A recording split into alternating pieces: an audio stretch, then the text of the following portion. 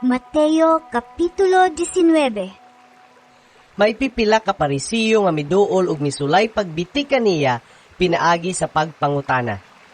Nagtugot ba ang atong balaod nga ang bana makabulag sa iyang asawa sa bisan unsang hinungdan?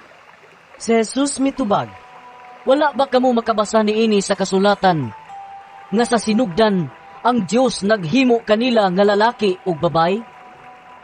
Nag-ingon siya, tungod niini, ang lalaki mubiya sa iyang amahan ug inahan, ug mutipon sa iyang asawa, ug silang duha mahimong usa.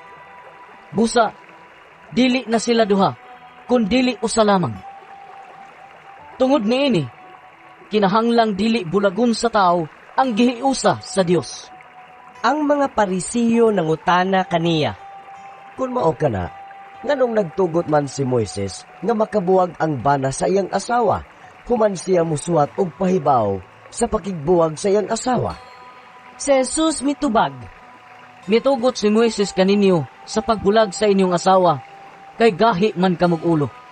Apan dili gayud kini mao sa sinugdan. Busa, sultihan ko kamo, nga bisag kinsa nga mubulag sa iyang asawa, nga wala magluib kaniya, makapanapaw, kung siya magminyog lain.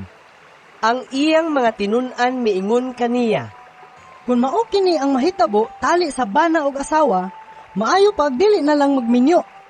Si Jesus mitubag, Kining maong pagtulunan, dili alang sa tanan, kung dili alang lamang niadtong gihatagan sa Dios niini.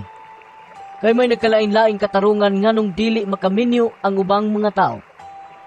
May dili gayud makahimo pagminyo, tungod kay natao sila, ingon nga yunuko. Ang uban dili makaminyo, tungod kay gikapon sila sa mga tao aron mahimong yunuko. Ug ang uban voluntaryo nga dili magminyo, aron mas makapangalagad sila sa Dios. Sabta kini, kun makasabot kamo.